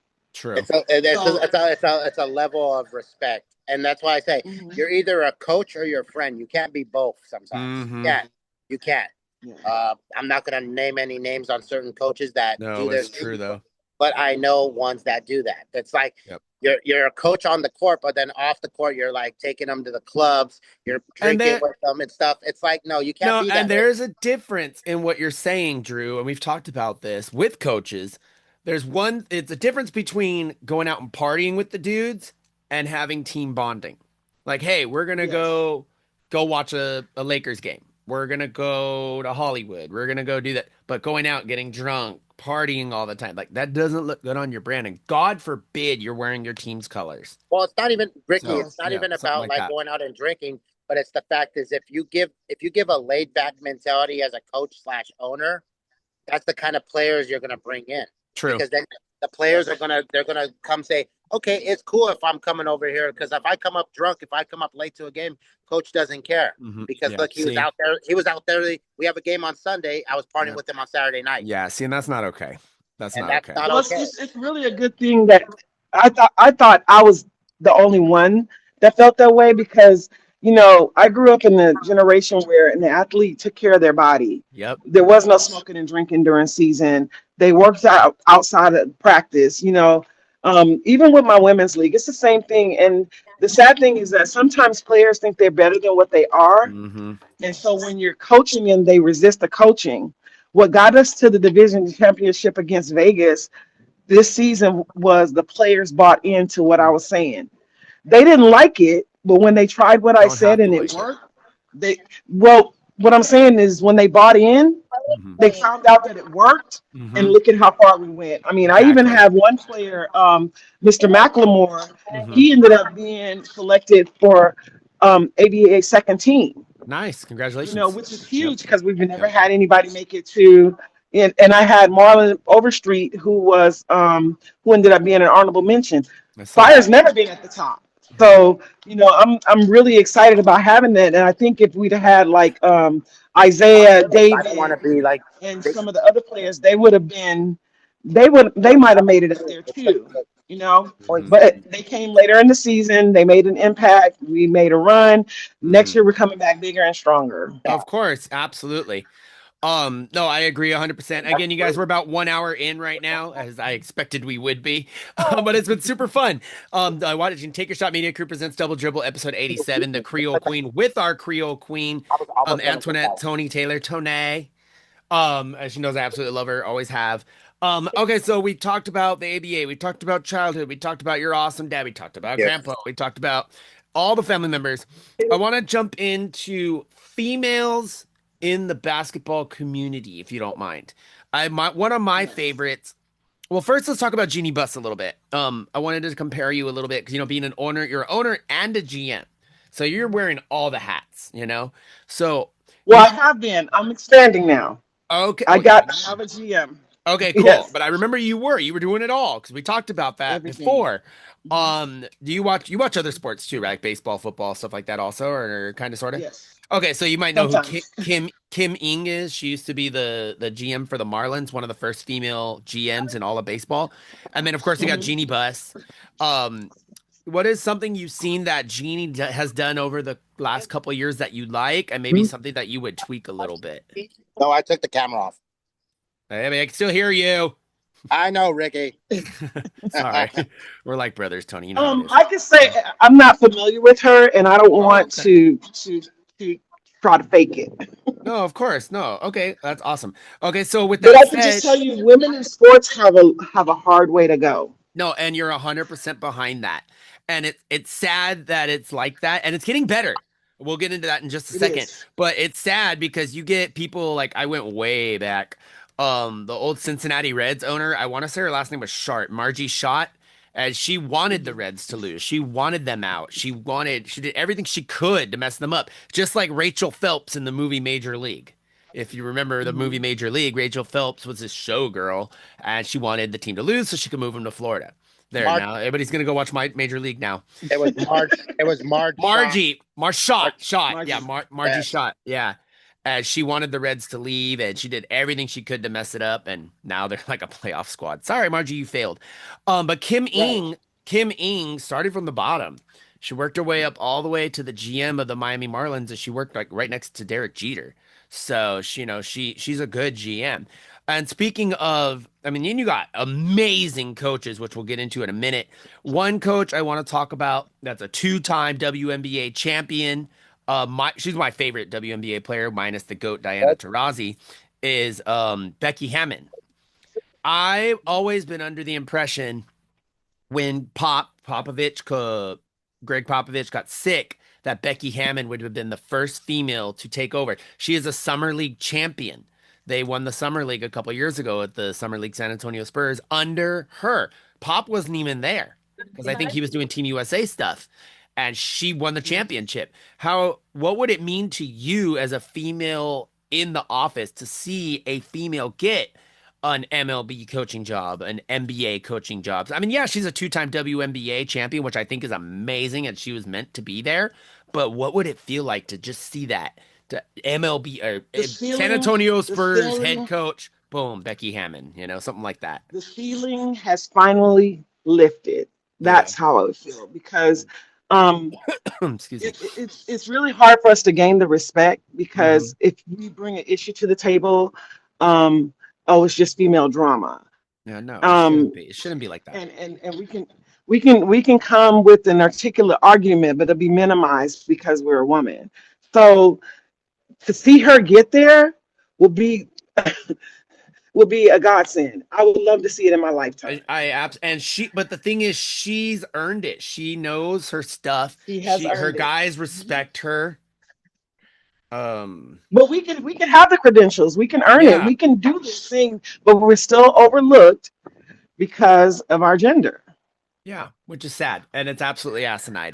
I see people like you, and I see people like Maddie with Fresno, but they won't play this year. But you and Maddie, you guys give 150% every freaking year for your boys, Every and I season. see it, and I Hmm. respect it, and that's why I think we connect, minus being a middle child and being as stubborn as we are, and all the Yes. other stuff we talked Yes. about. But honestly, before I knew any of that, Tony, I knew that you and Maddie were two of the strongest females that I knew in the American Basketball Association. And I think that's why I respected you guys as much as I did. That's why I loved playing Thank you. against you guys. So, and I've seen what you guys can do, and I know the money you've put in. I've talked to Maddie personally, when I was with the Hounds, we went up there and she was just struggling bad. And life in general. On top of that, kids, grandkids, school, job, whatever, and you're It's still a trying. huge It sacrifice. is a It's a humongous huge sacrifice. sacrifice. And then the fact that you got these guys looking down on you. If I was when I was GM, I mean, we didn't have this. We kind of did, but not really. If I had this situation, it'd be like, if you can't respect her, get the hell out of my team. Period. No questions asked. And I think that's why I'm gonna say it. We're in 2026 now. By 2030, 2030, 2032, and we'll put it 6 years, there will be either an MLB player, there will be an NBA player, NFL player. We've had kickers in the NFL in college, women. Yes, We've had hockey. yes, Look at Team yes, USA hockey. Are you kidding me right now? Team USA hockey. yes. But honestly, I was just at Savannah Bananas last night. I work at Angel Stadium. We're at Savannah Bananas, and Kelsey Whitmore was there. And she, if you know who Kelsey Whitmore is, she was a minor league pitcher. She tried out in the minor leagues and she played a number of games in the minor leagues. She's a good pitcher. She could definitely get picked up. Monet Davis, also is getting picked up. They have a new league coming out, the WPBL Women's Pro Baseball League, and it's going to be a fast pitch league, a full on team, full on league, everything, which I think is amazing. But like you said, to see them take on the guys, that would just be so Yes. momentous Yes. to And sports, and so and you know momentous. what else is making that difficult? What's making that difficult is some of the rulings that they're making on the people that are transitioning their genders. That's making Okay. it difficult for that crossover, because now you got men playing women's sports or physically born a man but playing a woman's sport and stuff like that. So that kind of dilutes that crossover, but still I believe everybody has should have an opportunity to participate in a sport that they choose. So I don't know, I don't have a position on that, Mm-hmm. but it definitely makes what you just said, the girls coming into what's been traditionally a man's world, Mm-hmm. which is what I do in a motorcycle world. Like I said, I ride a That's motorcycle so cool. and I it's could a totally very see you doing that. masculine lifestyle, but I Uh-huh. very much like walking in my feminine in that lifestyle. And Of I get the course. respect that I do because of it. Like, it's a lot of women that don't get the respect that I get, but it's simply because I stay a woman Mm-hmm. you know as an unpatched member. I'll get called in a conversation with some of the presidents and I'm like, Oh I'm not wow. supposed to be in this conversation. Yeah, right. But and then they'll turn to me and ask me a question. I'm like, are you kidding me? You're a president. Yeah. So I see but it. but I I see it. Yep. but what happens is sometimes your name carries more respect than a person's title, Absolutely. and that's where a lot of confusion, envy, and all that stuff occurs. But being in that motorcycle world, it helps me to matriculate the ADA as well, because I can let the man talk. I can let him make the same decision. I've learned how to insert mine and make him think that it was his decision, even though I But you planted the shouldn't. idea. You shouldn't. You need to stand out. I shouldn't have to. Right. I Yep. shouldn't have to, but and in my growing, I've been in there 5 years. I sat out the fourth year Okay. and I came back this year simply because I needed to sit back and regroup and rethink how I was going to do, Mm-hmm. how I was going to approach. I lost some real good players Yeah, I that remember didn't that come back year. to the Mm-hmm. team, but I also picked up some really good players Mm-hmm. that are going to carry me through and help me build. Um, my Arizona Ice team is playing this season, and I've grabbed those teams, men's teams, to also come and play my men, so my men can continue having games year Yeah, round, during and the that's off going to season, yeah. also help me retain players. So I'm a Okay. little bit excited about that too. The travel's going to be astronomical. Sometimes my bills don't go paid because I make sure that these guys have this opportunity. And Mm. and and I sometimes I feel very underappreciated because they don't know the sacrifice I'm making for Any them. any front office job is the one of the most underappreciated jobs. It's like being a parent, but for like 12 kids instead of Hmm. the, 3, 4, 5, Exactly, and exactly, it's but exactly. I was interim GM last year with the Hounds until Ferran came in Hmm. and Kai took over. But man, that was a chore. They see you as a friend and then you jump in, charge. I when we went to Fresno, I remember Maddie gave us, I'm not gonna say how much, but she gave me X amount of money just so my guys could eat. We just drove the 4 hours, Right. played, and we're driving another 4 hours back. I had no money. I was struggling so bad. Um, in my own life, my own personal life. But you got to make sure your boys are taken care of. Here's some gas money. Here's some this. Here's some that, and that goes a very very long way. Drew, are you still there? I saw your name. I saw your name on there. Are you still there? Yeah, I'm still here, Ricky. All right, we're gonna some of us have to go to work today. By that I mean me. Sorry, I gotta get bananas tonight. But I'm having a blast, Tony. I absolutely freaking love you. You know that. I respect you. Yes, I was just I respect your journey. I was so happy when I heard you guys made the championship. I was like, oh, that's so yes, freaking me cool. too. After what you guys had to go through the last couple of years. Oh People wait, don't after know. Tucson beat us by 100 points, we had to show up. Yeah, you We gotta had to show up. beat them 2 times in a row. Yep. Hey, you got it. You've seen the Disney movies. You know how it works. Yes, You got to get your butt exactly, handed to you exactly, before you come and win a championship. Mighty Ducks. That's all I'm gonna say. exactly. Uh, Sorry, I didn't pull that out there. So I, Um, I also wanted go to ahead. Go ahead. congratulate you on your new opportunity. So Oh, thank you. congratulations, Thank and you. we're gonna miss you around the ABA, but we do want you to come back and do some cameos every We're now and then. definitely gonna do But some cameos. congratulations. Yeah, we appreciate that. 6 years, I think we've been doing this thing. And we're still gonna do the Mhm. talk show because it's just picking up like mad crazy. And we're supposed to do the Panther Suns game today. But I had to work bananas and Drew's out in San Diego. We had someone else who was supposed to go. He got sick. He couldn't go. So representation is very important to us. So Big. we went, shut up. So we're gonna do our best Got to try to make as big. many appearances as we can.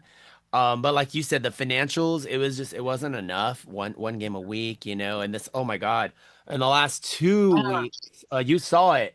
Guy Levy had a game on Thursday one time, and then they had a game on a Friday one time. I'm coming from Los Angeles. That's the equivalent from you guys to Tucson, Oh, and it took me almost, what did I say, 4 hours last time, One Drew? time it was 4 hours. One time I Yeah. think it was like five. Yeah, it was just was insane there because of three traffic? accidents, three It's the accidents on the traffic way, Oh yes, just Mhm. because and it's it a traffic. was a weekday. weekday. So I don't agree on the whole Hmm. weekday thing. And I So have to and it's even for me because I have to shuffle the deck a bunch because I'm busy. I yeah, we got got other gigs, softball. you I know. got softball and baseball with a lot of the colleges I do here in San Hmm. Diego. I got USD, Hmm. Grossmont College. Shout out to the JUCOs. San Diego State every once in a while wants my services. So it's like when you play a weekday game, it kind It's of hard, throws. It's so hard. difficult. It's like I gotta roll the dice, and hopefully it comes up Hmm. 7 or 11. Yeah, so and that's why we're hoping. Yes. Our plan is, obviously I'll be doing the traveling that I'll be doing. I'll actually be out in Arizona a lot. They play against Justice, they Hmm. play against Nelson, they play against schools like that. So I'll definitely let you know when I'm out in that area. Justice is right Um, down the street. Well, there you go, Chandler, right? Yeah. Yes. Let me Yeah, know. Yes. Let I me will be know. doing those games for the basketball team. I'll be traveling with them. But yeah, it's been a 6 year journey. Well, actually more than that, but officially it's been a 6 year journey since 2020. We started our talk show and starting our ABA journey. Our first team officially was the Oxnard Orcas, and then we went to the Suns. So we don't have enough time to get into all that, but it's been a fun Yes. journey, and it's just an opportunity I had to take. I feel like I built up the Guy Levy kids, the Clume brothers. Drew's Hmm. absolutely killing it on the stats board, and Josh is one of the best announcers I've ever heard in my life. I always say you're younger and you're better than me, but you need we're trying to get him over that hurdle, but we'll get into that another day. Yes. So anyway, back to you. This show's about you. It's not about us. It's about you. This is the fun part. I mean, we've been having fun this whole time, but this is where me and Drew and my panel Yes. usually get to have a lot of fun, and we have our own little segments. Um, I'm gonna do since we were talking about it, I'm gonna do George's segment. He's out camping right now. I was But gonna do anyway, it. Oh. oh, I had a good one. Let me hear what you got, and then we can each do one or something. What do you Okay. got? What's your Fab Five? Wait. What's going on? What's It's going on? Okay. called, Okay. okay, so this segment is called Fab Five, and George always says, okay, since we're talking about XYZ, what is your Fab Five of Blank. Blank. XYZ? Blank. Yeah, so my example today I had ready for you was who are your Fab Five, any league, any sport, any era, of females that have had impact in the sports world? We talked about a few already, actually. Cheryl Miller. Okay. Um. It could be any Oh, profession. Of course, the Williams sisters. Just Okay, so that's two and just three. feeling able to Williams walk through sisters. there. So you got two more. Um, LA girls, by the way. Diana Yeah. Taurasi. The GOAT. Okay. Um, Who's your closer? my closer would be okay. It's a group. Phi Slamma Jamma for the Houston kids. When Nice. they came out of school, those Okay. five were all the time. Love it. I love it. Olajuwon, Ralph Sampson, Okay. Patrick Ewing, Clyde the Glide, all of them. Okay. Forever. So, I'm old school. cool, cool, cool. Yeah, so usually we don't do two of these, but I'm gonna let Drew jump in and do one because he says he has a pretty good one as well. So, Drew, what did you have? No, mine was kind of in the same realm, but I was gonna go Okay. five. Your top five are Fab Five greatest women coaches of all time, and it could be any sport. I How mean, you have to funny. go with like a Pat Summit, man. She was Oh my gosh, she's a goat. That's so funny because that's what my one-on-one's gonna be. Women Okay. coaches. Women coaches. Women coaches. Let's see. Okay, you already know I love Dawn. I love yeah. Dawn too. She's one of Dawn my favorites. Staley. And the fact that she gifted my HBCU, Southern University, some Louis Vuitton sticks after they Hey, won their yes, Queen. game in the NCAA tournament. So, of course, Dawn. Um, uh, Shoots, that's a tough one for me. You should make her only do three, Drew, because we already Yeah, made her just do a three. five. How about three? Just three. Yeah, cut it down. Three. So you did Staley already. Um, Did Don? You did that one. You did one more. um, I can name a few. let's say, Or even it could even be a coach. It doesn't even have to be Yeah, a or woman play. who's impacted women's Okay, basketball then as a that's coach. different. Okay. Yeah, you could I throw s- that last one. I was gonna go with like Gino. Gino. Yeah. yeah, Something. Gino would be good. Yeah, he's raised some goats. Uh-huh. Yeah. Gino is the goat of women's basketball coaching as far as like that. Yeah. At over at UConn. Yeah. And what's so bad about it? I'd have to say Gino, and I don't necessarily my personal preference. I wouldn't want a man coaching women, but there are some really good ones out there, and Mm-hmm. he would be He's one of he's them. the goat. He's the Yeah, goat, literally. Yes. definitely. Okay. You want to cut it at two, Drew, since we're running out Yeah, of we'll time? cut it at two. We'll We'll cut cut it. it. Uh-oh. Speaking of coaches, look who's on. There he is. I Who's knew he that? was out. That is Coach McNeely from the Vegas Royals. So I told you he's been Coach watching. McNeely. He's been watching. He's at work. He's at work. So, all right, before I get to Coach McNeely, because I gotta leave by one-ish, so we're good. Okay. I was gonna do off the hoof, but I'm gonna do ISO since we're talking coaches. My ISO, I call my segment ISO, one versus one, always.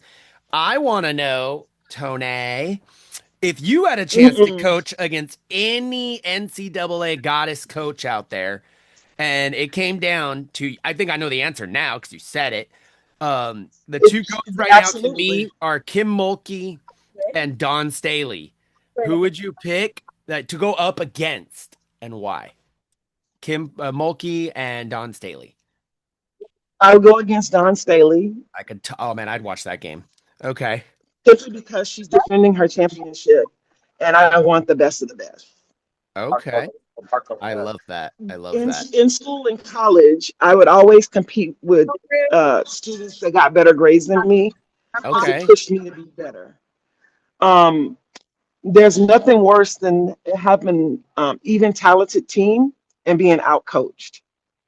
Okay. So increasing my game IQ, having the opportunity to shoot, if just one play works better against Yeah. her. No, That would be an absolutely. accomplishment for me. Yeah, and it's crazy because you get someone like Mulkey, and I love Staley. Mhm. Mulkey won her last game by like 60. They lost to Duke Yes, yesterday. They lost. They lost game-winning shot missed to that Duke. one. 77-75, I think is what it was.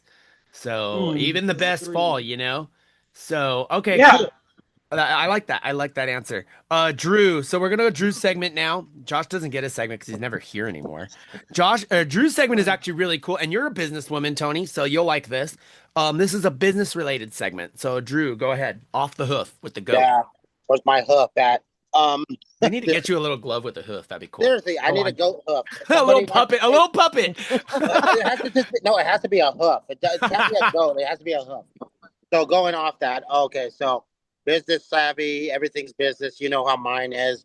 We don't need to we don't need to boost my numbers. Hmm. But Tony, what I want to know is if you finish up basketball, everything, and you want to leave a legacy, whether it's for That's anyone good. you've coached, anyone you've like mentored or took the time to have under your wing, what would you say to them outside of sports to get their mind right when it comes to business? That was good. That was really good. Don't burn bridges. Hmm. Don't burn bridges. And that's simply because you never know who you need and you Hmm. never know who's connected to who. Don't Hmm. burn bridges. Another thing, especially with sports, is you never know where you're going to end up going. You might become the GM of that Exactly. team. You might get traded to that team you just smack talked like not even a week ago. We've seen it happen Exactly. actually. So things And Yeah. happen. I actually talk to my players. I know players talk trash to them, Mm-hmm. but I tell them, let your game be your Mm-hmm. response. That's my voice. 100. 100. Absolutely. No, Yep. no, Let your like game I be was, your response. yeah, I was gonna say, I mean, I'm one of the biggest trash talkers. I'll admit, but for the majority of the time, what I would do on the court when I played is I'd lock up on defense, and then literally, if a guy's like, if I'm scoring on somebody, they're just mouthpiecing noise pollution to me. Hmm. All I'm doing is putting up numbers, and I'm like, until you can stop me, Yeah, don't shut your talk. mouth up. Oh, my thing drive Drew, nothing drives me more And crazy that than would that someone would is. absolutely shut them up. Yeah, That would shut exactly. them up. Well, one thing that pisses me off, and I say it on the game all the time with George or with the Clume boys. If you're losing, even by 1 point, shut up.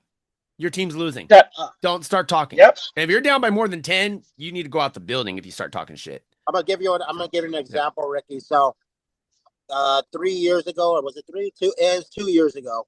I did a lot of, I do, like I said, JUCO, and I was Mm-hmm. at Grossmont College. The women's team wasn't that great, unfortunately. Um, so the other teams would razz them constantly. Oh, you guys are down by 50. We would hear it. Mm-hmm. But then because when I'm at the table, I'm pretty much might as well be on the court. Yeah. So one game, our scoreboard, our shot clock, everything went down. Like literally went down. Uh-huh. But we had to run a game. They were using a whiteboard behind us, putting up the score and putting up everything else. And we were using like a stopwatch for shot clock. I'll tell Uh-huh. you what, the other team, because they would look up to the scoreboard and see nothing, it was blanked out, they couldn't run their mouths. And our girls were actually able to perform without all that trash talk because it was actually like a real competitive game. They ended up winning, which was great, but the other team had nothing to say. So sometimes it's like, let your game speak for you because you could do a lot more with your game talk than your mouth can. Uh-huh. Yeah. Sorry about that. I had to join from my iPad. My I phone's saw stuck. that. No, you're good. I saw that. It's You're good. good. Okay, so no, 100%. Don't talk shit if you're not there. All right, let's see Nope. if we can get her smiley face back on here. Is your camera good or no? Sorry. I You're good. probably didn't turn it on. No, you're good. It still says your other one is joining, so no big deal. So since I have you on, I know we don't have you on camera. Coach McNeely is off of mute right now. Is there anything, Coach McNeely, that you would like to say to Coach Taylor, or any questions you have for Coach Taylor before we sign off in about 15 Oh, minutes? I was actually typing a question, but Oh, are you? Go um, for it. Go I was for it. actually typing one because my hands are full right now. Oh, okay. But my question would be, what's going on? My question would be, why is the Arizona market so scarce in the ABA? I feel like every sub city in town, like Gilbert, Chandler, Tucson, Phoenix, um, There she is. Okay. should I'm here. should probably govern for a market, but then again, I think that's all in the Phoenix area. So I may have misquoted. So I'm not. That was the question that I wanted to ask because I feel the Arizona market could be a lot bigger in terms of Phoenix, in terms of Scottsdale, in terms of Tucson, um, things like that. It should. I feel like the Arizona market should have more than one or two teams. Yeah, we kind of talked I about that earlier. disagree. But like I said, I came in late, so You I don't want strongly that? disagree. You don't want that? Why are we doing? What are we Um, discussing? Phoenix should have a flag step. I mean, on the map, it looks really big, and we currently have Really? two Okay. teams and maybe one or two trying to come. But what happens is when these teams come and they're not really prepared for the market, it splits up the talent. Mm. We have a lot of real estate that it looks like it's real estate, but it's not enough talent with all the men's rec leagues and all this stuff Mhm. going on. We're not getting the quality players in the ABA. Okay. Some of the ownership is not up to par Mm. and are in it for the wrong reason. They damage players and then we lose them to the league. Uh-huh. see. So Okay. What do you See think so the about? so I understand that, you know, on the map it looks like a good idea because we have Scottsdale, Phoenix, Tempe, all these areas. But I mean, we had 4 teams in the Phoenix metropolitan area when I joined. That's right. And You what did. ended up happening is it looks like a huge rec league because we didn't have to Mm. travel to play.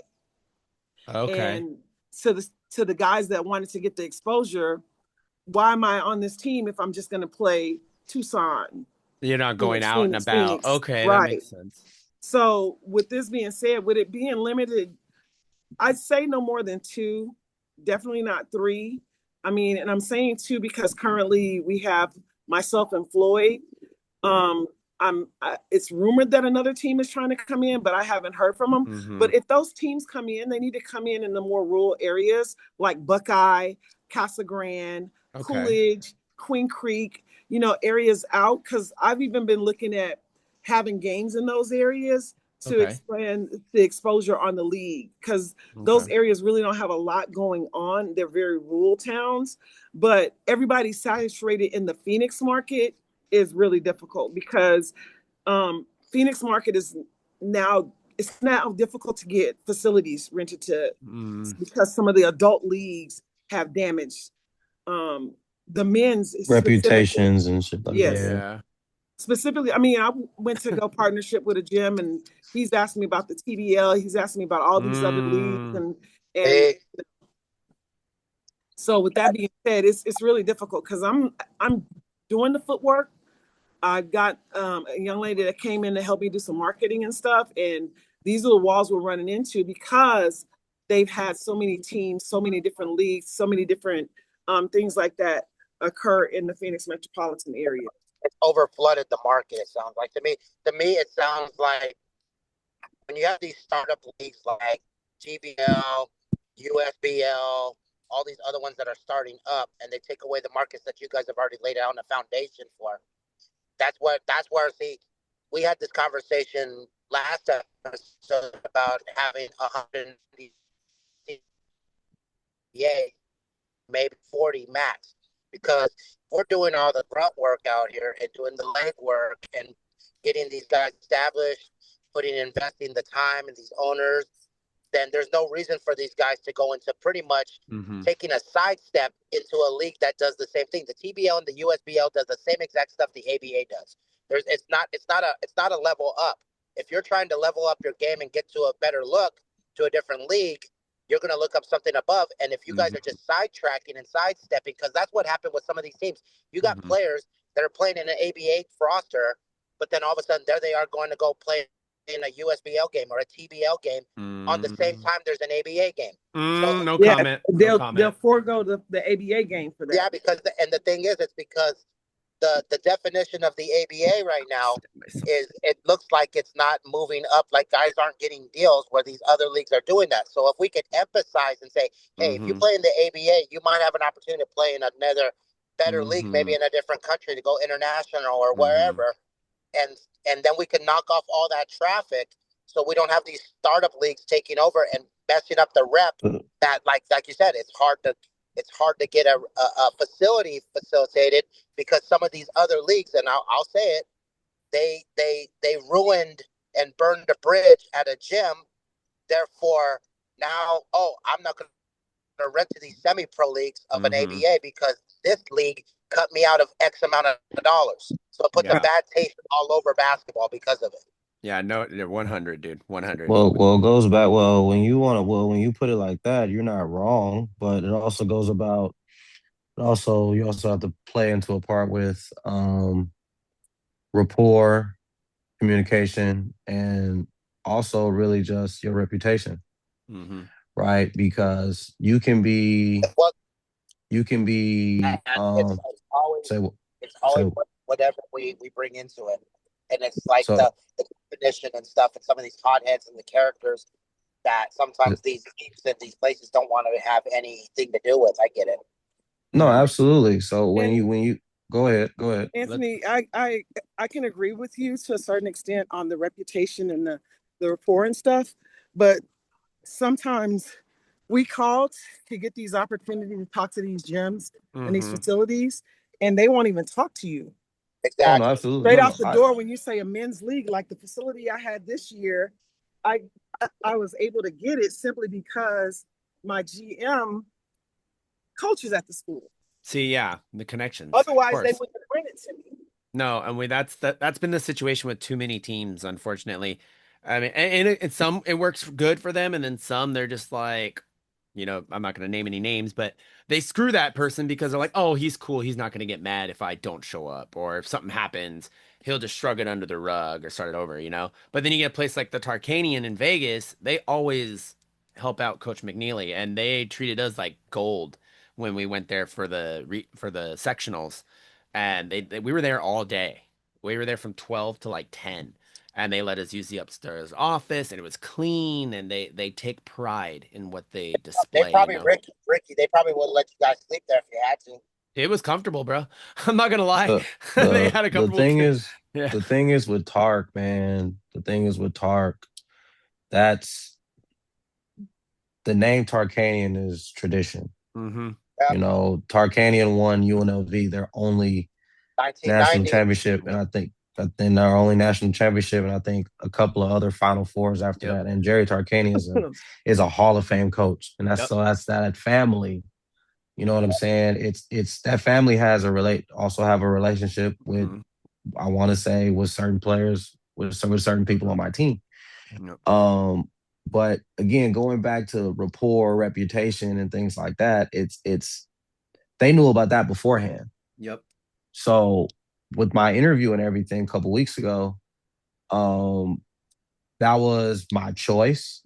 And it would feel if they were okay with it, cool. If not, we were just gonna, do somewhere else.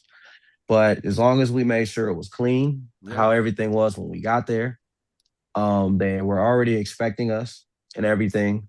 We already had was on it was already on schedule, and as like I said, as long as everything was clean, was respectful, and everything, it was perfectly fine. So, Yeah.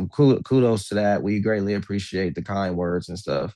No, But absolutely. just I just feel like when it comes to programs, when it comes to programs, I feel when you market yourself is so important because you're not just marketing yourself, you're marketing who you're involved with. Mm-hmm.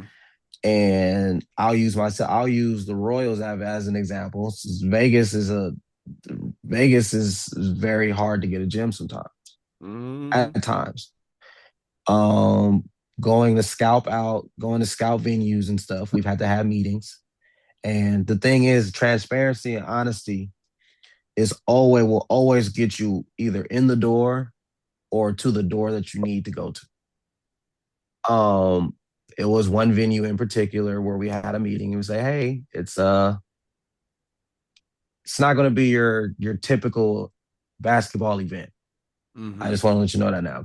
Grown men is involved. It's going to be a little bit of swearing, Oh, a true. little bit of confrontation. It's going to be loud. It's going to be a spectacle. Yeah. So, um, but they respected that, and they even said, you know what, we're going to come and see it.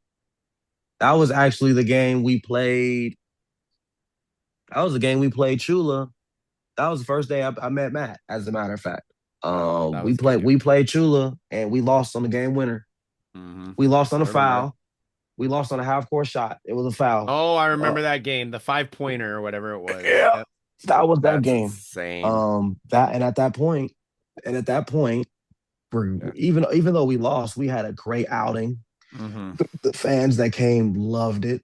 Yep. Um, That's what the matters. the um the staff that came from the city of Las Vegas. There was staff from different venues Yeah, you coming to see never that game. know who's watching. You never know. So, It's so tough. and then from that point, we were getting phone calls anytime we were submitting paperwork and everything, and people would be like, Mm-hmm. "Hey, people were calling us for this game. Yeah, What are you talking about? that's People calling crazy. who? Oh no, we post our flyers around town and around the venue, and like they there's people been asking us about this game, and it's like, oh, really? Yep. So that's my take on it. That's my opinion on it. But Mm-hmm. I also feel like I also feel like it'll get better. I feel like it's Yeah. going to get better if we continue to push the narrative and if we continue to push the needle forward. Yeah. Because a lot of these leagues, and I know we got to go soon because I can talk. Yeah. Um, It's and all of us can. I feel like a lot of these leagues That's on have my great. show. I feel like a lot of these leagues have great intention, but it's a byproduct of the original. Hmm. Yep. Yes. Coach Tonee, after hearing what Coach McNeely just said, within like 2 minutes, what do you feel about that? He's absolutely right. As far as getting that exposure. The unfortunate thing is because Phoenix is a huge rec league, these owners are seeing the same players That's true. on the same Yeah. teams and thinking it's the same thing. Mm-hmm. The last Sunday I went and talked to a gym. Would have been an excellent opportunity for our players. Mm-hmm.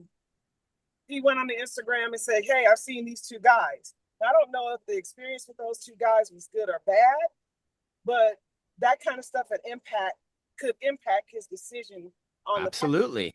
Absolutely. So this is the reason why, like, I go back to where I said I try to work on the whole person Mm-hmm. so that they do care what somebody thinks about them in public, because you're not just representing yourself, you're representing The my brand. brand. Yep. When I I put you on always my say that. Instagram. Always say that. So, No, 100. and the biggest thing is getting them to respect the brand. Vegas Mm-hmm. has been in this business for such a long time and have been in the region for such a long time. It's I'm not saying it's easier, but it'll be a lot more common for them to get that opportunity. Phoenix has had over 10 ABA owners Oh, wow. since the exception of the ABA in Phoenix. Mm-hmm. Right now, there's two that have been here, and I'm the longest standing of the two, Yeah. with 5 years in the league, taking a bye. The other team took a bye this year. Okay, so with that being said, with those two teams, and I'm encountering players. Oh, I never heard of you. How could you not have heard of me? You're playing with my former teammates. Yeah. So and I mean, I'm getting traction, which is good, but I don't have a bad reputation in the community. I've been doing youth sports. People have known me in the community. However, when I go and approach them with a men's league, that's when the problem comes in. That's crazy. Coach The McNeely, women's, I don't have a so go problem. ahead, Tilly. No, exactly. And we talked about that earlier, that it shouldn't be a problem, but sadly it is. We got to close up in about 15 minutes. Coach McNeely, do you have anything to say about what she just said, or do you want to go ahead and just give your final thoughts? Oh no, man! Like, listen, Coach T is her opinions is valid, Mm-hmm. and it's all warranted. I did 10 teams is wild. That's Yeah. that's wild. But outside of that, I guess I well through whether if it's business or not, whether if it's business or personal, I commend her for the work that she does in Arizona and for her ball club. But more importantly, I commend her for this year. Mm-hmm. Uh, Based on we don't have to go and we don't have to go deeper into it, which what people know don't need to be understood sometimes. What's understood don't need to be really be explained sometimes. But I regardless of how everything transpired and everything like that, you have had an incredible year. And in your 5 years, with your organization, you've made it. beating Tucson twice in the same year, which is an accomplishment. And you made it to a divisional championship. So that regardless of how any of that played out, um, we have to have class. And I try to do that as much as I possibly can. And I commend you for it. I'm gonna continue to tell you that. And this is just the beginning for you. And I will always tell you, regardless of whatever, as a contemporary, as a colleague in this industry, in our space and world, I'm very proud of you. Thank you. And just so you guys know, me and Coach McGilly, we have a special relationship. Mm-hmm. We'll have a phone call where he'll dig in a little bit, and yeah, I have to push back a little bit. But at the end of the day, he's real. He's it's real, all just love. like you, just like you. He's real, and Yes. that's why he's like my brother. I absolutely love that guy, and I respect him a lot. And he's one of my favorite coaches to coach opposite of. There you I go. appreciate that. That's the biggest compliment you can get, McNeely. That's why. I appreciate that. That's why we call them ant, because ants go down and they dig into the dirt and they get that, and they help you guide you. They'll you know what? An ant can lift like 4 times more than its body weight. It can lift its strength. So that's why we're going to call him ant all the time. So that's my brother for life too. That's another brother for life. That's not why I call you my Ant. name is Antoinette. Can I be an ant too? There you go. She is. What about her? Huh, Drew? What about her? She's an ant too. He's been around for 5 years. Give me that queen ant. Drew is crazy. Yeah, that's the ant too, man. Anyways, wow, this happens at least once a show. It's either George or Drew, one of them. I went off a couple games ago, but a couple shows ago. But okay, Drew. Serious moment. We got to close out. What you got? Yes. So my final thought or take for the whole thing is, Coach Tonee, yeah, you've been around 5 years. You know what you're doing. Continued success. Like you said, that's crazy. 10 teams in the Phoenix area is nuts. Wow. Yeah, but wow. but the fact that you're like one of the 2 still standing, that's just a testament that good character, good relationships, good rapport, good. Like you said earlier, don't burn bridges. Don't burn bridges. When you continue to do that, and people are going to come to you and gravitate to get business done, get things done. Just continue to keep doing what you're doing. You're strong. You're motivated right there in the Arizona area, like that market, and it's just going to blow up. So kudos to the next season. Thank you. All right, absolutely. And I'm gonna go and close out. Again, Mama Tonee, you know how we are. I freaking love you. You're one of my faves. I respect everything you've done. I've seen what you've done, and I mean, you guys were last place a couple of years ago. You're in the freaking championship this year. It shows. Well, like you said, character goes a long, long way. And yes, you got that smile. You're friendly. You're always there for the guys. But damn it, you will hit them with the shoe if they get the frickin' in the way. And they know and they need that. The chancla, yeah. Well, that's out here in Cali. Yeah, they need it. They need it. La chancla. They need it. But anyway, see, it always comes to something like that. Final question. I do have a question. I always close out with something. Ricky always with this question. I think she'll really like this one though. How do we get more females into the coaching and ownership roles at a younger age? And what kind of impact do you think that would have on sports? I think it would have a huge impact. Getting more females in, you have to start at the entrance. Okay. My biggest thing is I'll take a player that's never played basketball in their life and make them a player. But if they don't want to continue, I bring them around the game, the stats, the score table. Yeah, of course. And then from that, game announcements might give them an opportunity to coach. Like I told you, I'm trying to get my daughter to make her professional debut as a coach. So she has her own ventures that she's doing, and she got it from her mama, and I love it. She partnered with her dad, but she got it from her mama. But the biggest thing is just getting that exposure little. I always try to involve my high school students that I'm teaching, my middle school teachers kids that I'm teaching. I try to invite them to the game, give them a role when they get to the game. That's cool. And then as they watch me, they're like, oh, wow, that was really cool what you did. I have my church kids that'll come to the game and I try to get them involved around the sports. I just try to expose. It's all about exposure. If Mm-hmm. you've never been around it, you can't have a love for it. I remember when I was coaching in high school, I had a young lady who knew nothing about basketball whatsoever. She was Mm-hmm. my stats taker. Oh wow. And when something would happen in the game, the stats table had a wrong stat or a stat that she didn't have, she would literally cry, but coach, you need to fix it. I was like, I can't fix it. The only way we can fix it is if you sit over there by the table. But Mm-hmm. she wanted to sit under me. Yeah. So no, but she was the best stats, and I had my own stat system. Mm-hmm. So it was just amazing just watching her light up and her love for the game because of it. So it's just all about exposure.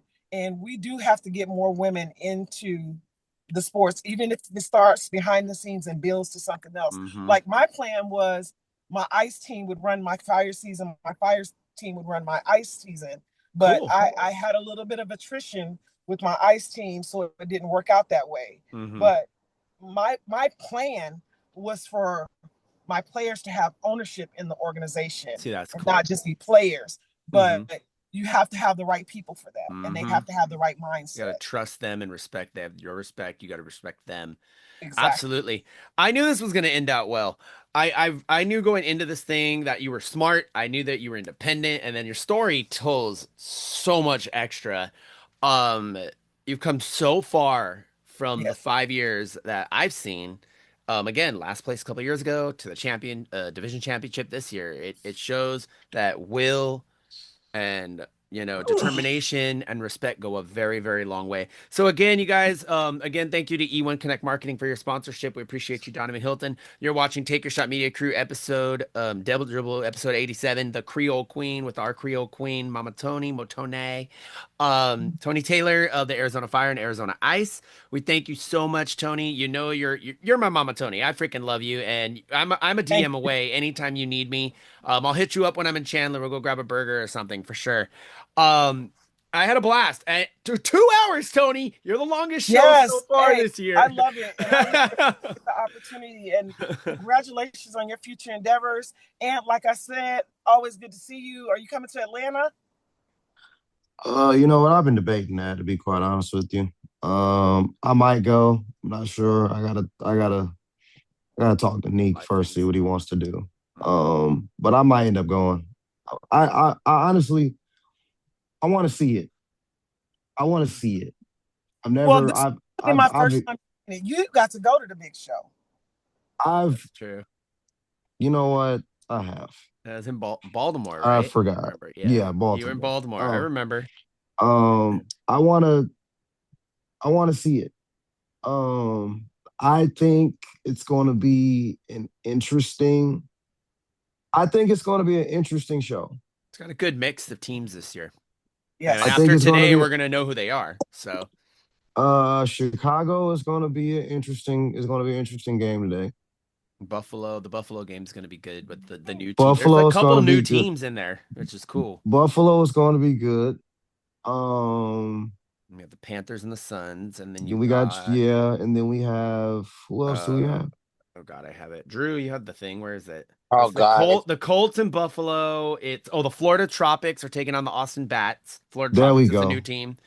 And I then you got them all. Yeah. And then I Chicago. I think it'll be. I think the final four will be Buffalo,